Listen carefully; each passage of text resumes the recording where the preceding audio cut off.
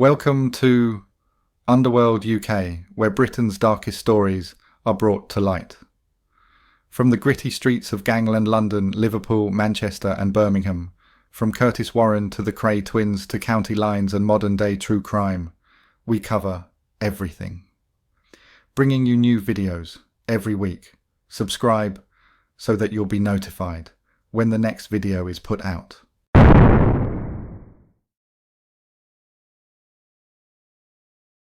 We just went to the pub. He had a shotgun on him and had a machete, and one of the gang lads that was about, so I just chopped its head off and carried it inside the pub and put it on the pool table. Welcome back to the channel. If you enjoy true crime videos, especially about Gangland UK, can you please subscribe to the channel and give us a like? It really helps this channel grow, it's the best way to support us, and it really is appreciated. Thank you. Right, let's bring you today's video. Manchester. A city known for its football, its music, and its deep-rooted working-class spirit. But beneath the surface lies a darker tale, one of power, loyalty, violence, and betrayal. This is the story of Dominic Noonan, a man who ruled the city's underworld, and the family that carried his legacy. A man feared by rivals, hated by enemies, and caught in a web of crime that stretched for decades. This is the rise and fall of Dominic Noonan, Manchester's most notorious gangster. Noonan's criminal empire includes drug trafficking, extortion, violence, armed robbery, and running protection rackets. He has been linked to organised crime networks controlling large parts of Manchester's illegal economy. Dominic Noonan grew up in Moss Side, a place where poverty met gang culture. The streets were unforgiving, and survival meant toughness. Dominic wasn't just another kid. He had a hunger, a drive to climb the ranks of Manchester's criminal world. He started small, petty crime, low-level hustling, but ambition pushed him forward. By the early 90s, Dominic had become a central figure in one of Manchester's most feared families, the Noonans. Charismatic yet feared, Dominic was reputed to be ruthless and manipulative, often using intimidation to keep control.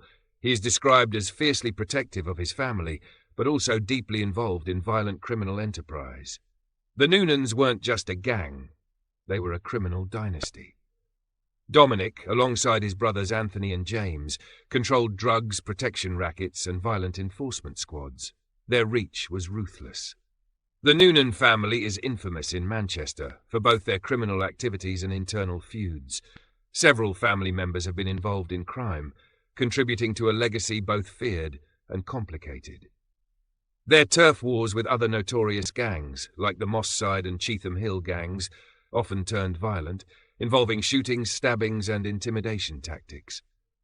Dominic has been reported to exert control over gang activities from inside prison, including orchestrating assaults and maintaining influence over illegal trades. Multiple police operations have targeted the Noonans, with arrests, raids, and prosecutions disrupting their activities, but the family's influence has proven resilient. The Noonan family represents a classic example of how gangland crime can intertwine with family loyalty and tragedy.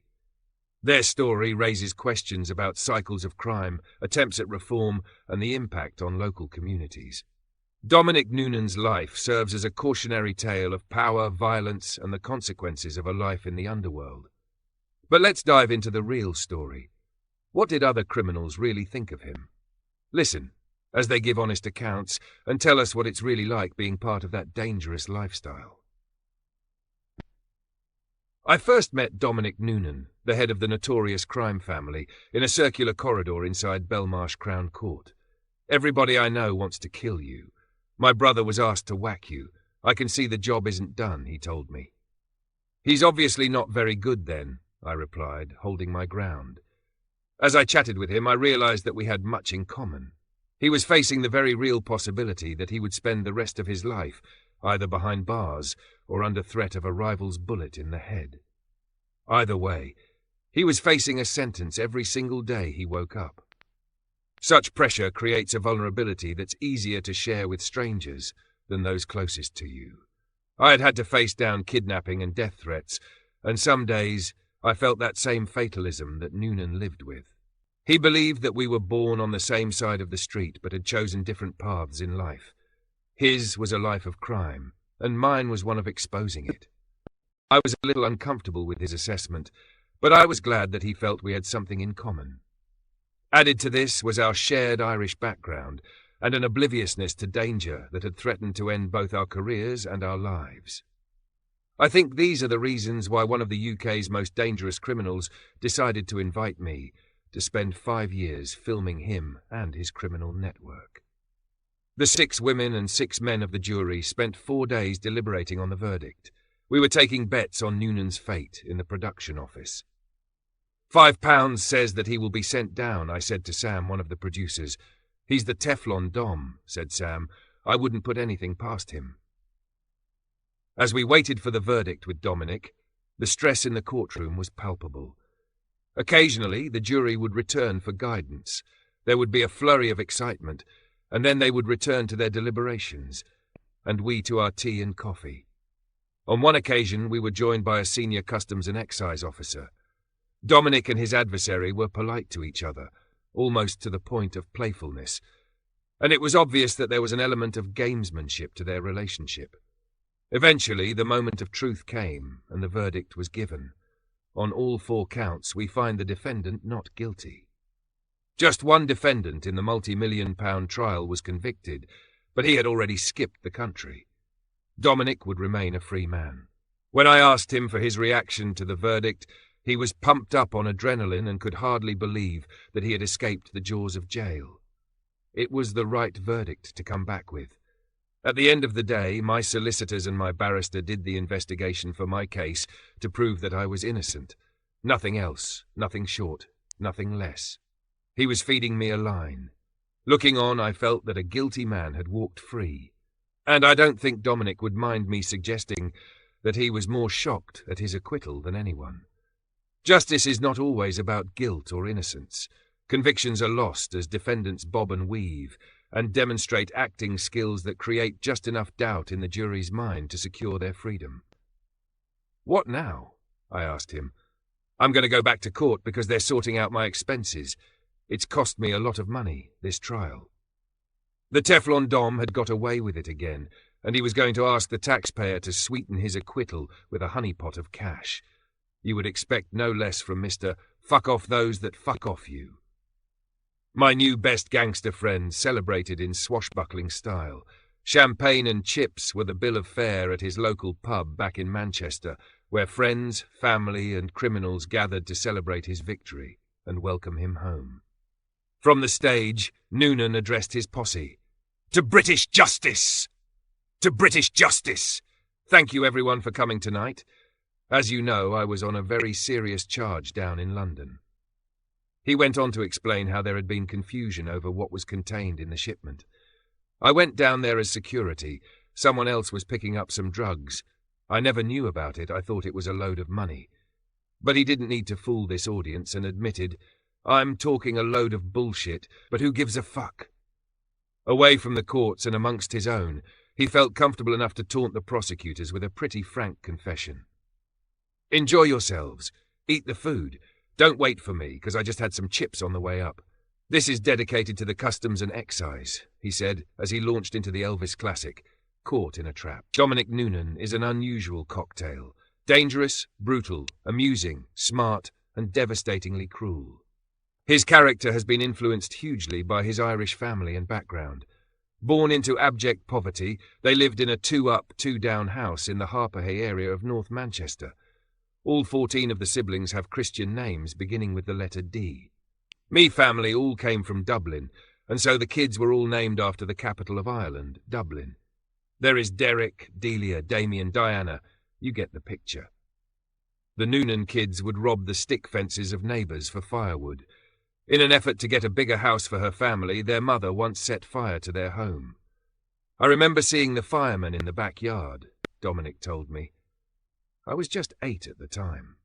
Despite their home being badly damaged by the fire, the council refused to move them from the cramped 2-bedroom house. It was a dysfunctional home, and Dominic's mother turned to alcohol to cope. Me dad was soft as fuck, and my ma was the boss. He was never in trouble with the law, but Ma was often brought home drunk in the back of a police van.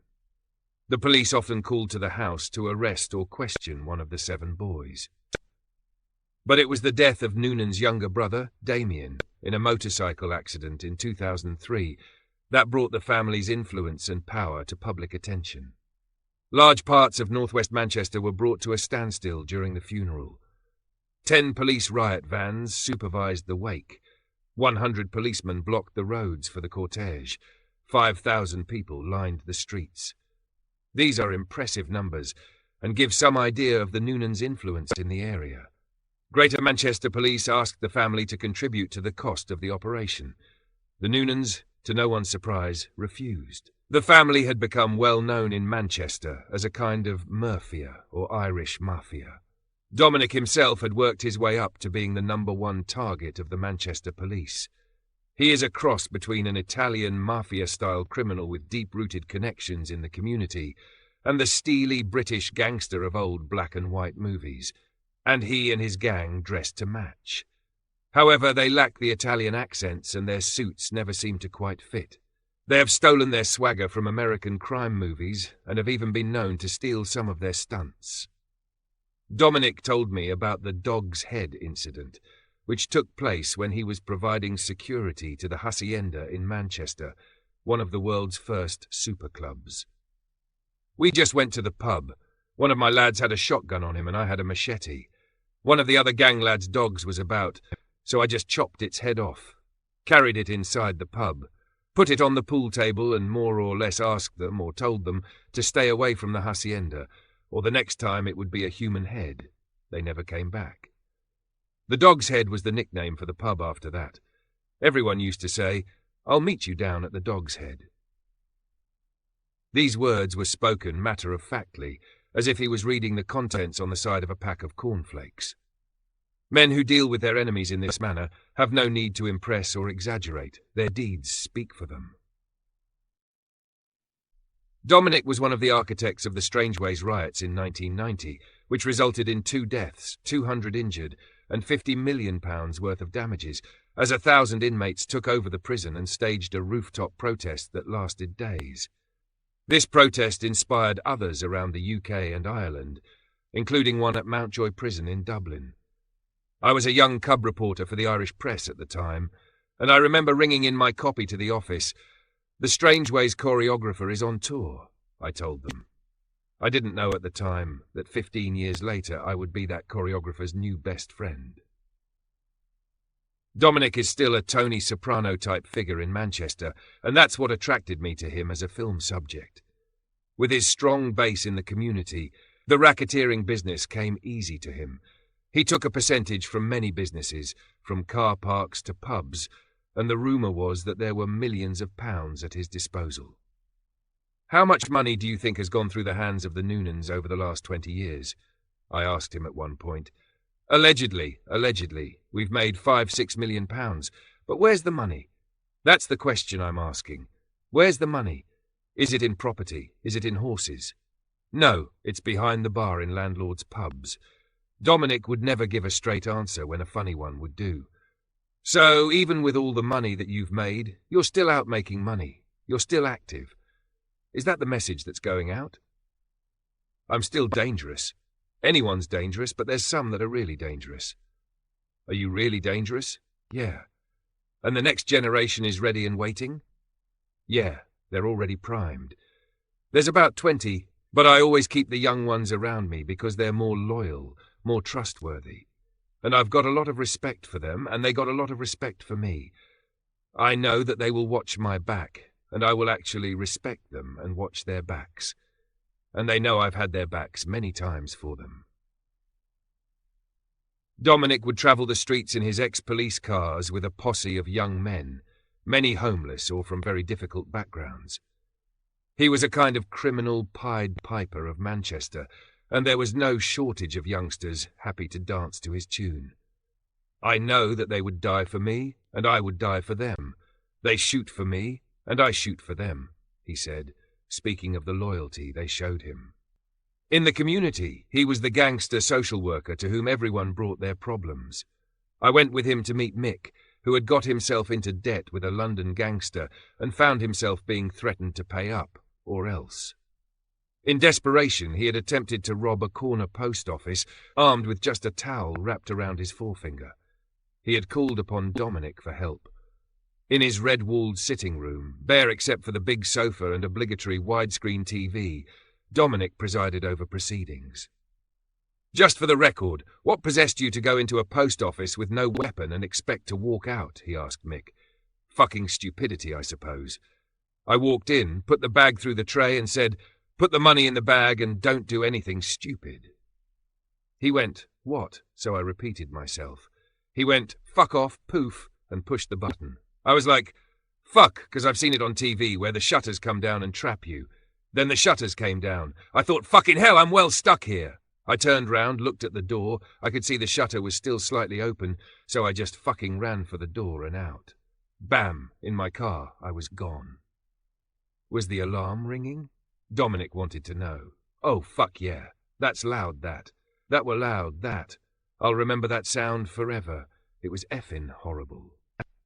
"So how were you caught?" I asked Mick. "I did it in me own fucking car. Me own car. No fucking false reg plates on it or nothing. I parked the fucking thing outside," said Mick, not quite believing his own foolishness. He was not, by any stretch of the imagination, a criminal superbrain. He was poor and desperate, and he had come to Dominic for help. "And you're coming up for trial shortly? You'll have to plead guilty, I suppose," I said. "Can't fucking deny it, really, can I?" Despite Mick having been caught red-handed, Dominic, who had been there many times before and been acquitted, felt that he could still get away with it. He probed Mick's defence. "What have they charged you with?" "Attempted robbery. Without firearms, though. Without firearms. Did they have any CCTV? No.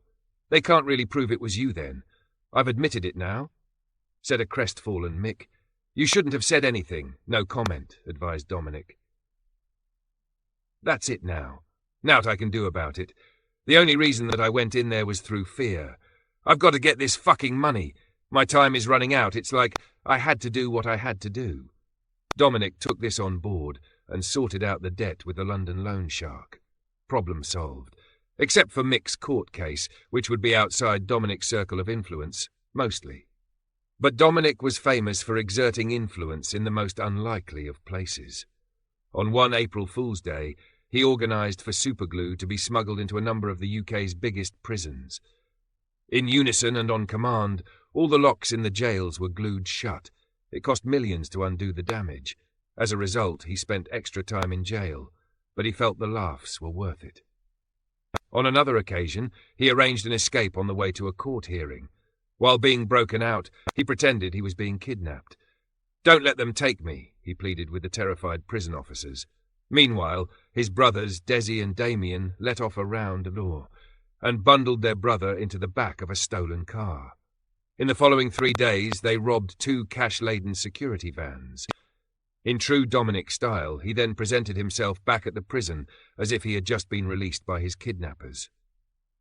The police were searching all over Britain because, despite the ruse, they rightly suspected that he had arranged his own escape from custody to go on a spree. Granada News reported, open quote, "Police in Manchester say they're baffled by the apparent kidnapping of a remand prisoner. They are not sure whether he's been abducted or whether it was all part of an elaborate escape," close quote.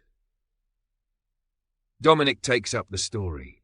"We had 2 security vans to rob the same day, one in the morning around about 10 o'clock and one around 4 o'clock. We was going for the double. No one had ever done a double before, so we just thought we'd have a go." My fellow Granada reporter, John Molson, told ITV viewers, open quote, "2 masked men ran up to the car at these lights. One had a hammer, the other a gun. They threatened the police officers and forced them to release Nunan. In the struggle, the gun was fired, but no one was hurt. Nunan was bundled into the back of a waiting car. Police say they are now afraid for Nunan's safety if he's been abducted." Close quote. I love that last line of the report, and have never heard the like of it before or since, but there are few gangsters like Mr. Latley Fotfoy. I asked Dominic what fear did to the officer with him in the van when they were held up. He admitted in court that he pissed his pants. He said, I just pissed my pants in the back of the car. I could hear him pissing anyway. I remember saying to him, "Don't let them take me, don't take the cuffs off." And he said, I can't stop them, I can't stop them, because he had a gun pressed against him. Here is the raw brutality in this man, a matter-of-fact display of sickening terror. And yet it was partly comical in a Keystone Cops kind of way, with the police and Dominic testing each other's wits. Dominic has 2 children by 2 different women and has had relationships with strippers by his own account. Initially, he may give the impression of being a ladies' man, but I had a suspicion that his sexuality might not be what it seemed. The posse of young men following in his wake made me wonder if he was gay. Understandably, I was reticent about raising the subject with him. How could I ask a man who, by his own admission, has been implicated in at least 6 Gangland murders about being gay? Well, the answer is, very carefully. Despite having prepared it in my head, it came out all wrong. The scene was right out of the movies. This was very appropriate, because in Dominic's case, it was sometimes hard to see where the crime classics he watched ended and his own life began. We were at the Salford Lads Club, a boxing club and community centre that has been sponsored by the Noonans over the years, in fine gangster tradition. It is in fact an old church with thick walls, 1950s flaking paint, and the smell of a spit and sawdust gym that owes more to Charles Atlas than Duncan Bannatyne. I've always thought, I hope you don't mind me asking you this, that there's a hint of lavender about you, Dominic, I said nervously. Lavender? Why's that? Because I've got a bald head? Put it another way, are you gay? Yeah, of course I'm gay. Everyone knows I'm gay, said Dominic with equanimity. After all my anxiety about getting shot for the intrusive question, he didn't seem one bit bothered. My family knows, brothers and sisters, best mates, he told me. How did you first become aware that you were gay? I asked him, hoping I wasn't pushing my luck now. It just went on and on and on, laughing and joking and making me do dirty things that I wouldn't wish on anyone. I've caught up with every single one of them, and I've severely hurt them, he continued. About 10 years later, he met the main perpetrator in the gay village on Canal Street in Manchester. He didn't recognise Dominic, but Dominic recognised him. I dealt with him severely. I really, really hurt him. I tortured him proper, the best quality torture we could do, knocked the fuck out of him. I did things that he wished he never did to me. I tried not to imagine the revenge that was exacted. The Godfather was speaking with an honesty I had never expected. It was an almost solemn moment. After this conversation, Dominic took his men to church. Despite his criminality, Dominic regularly visits his local Catholic church. In prison, it was a place to meet and arrange trouble both inside and outside of the joint, but on this occasion, it was time for some slightly twisted reflection. Dominic, you've done some terrible things. How do you square that with being a Christian and a Catholic? I asked him. I get satisfaction from coming to church and asking for forgiveness. I believe I've just been forgiven for what I've done, and I can walk out of here and probably do the same again and just come back here. Obviously, you can't do that in court, say I'm sorry and expect to walk away. That was Dominic's very bespoke interpretation of the right of confession. Do you have any consideration for victims? I pushed him. I do, yeah.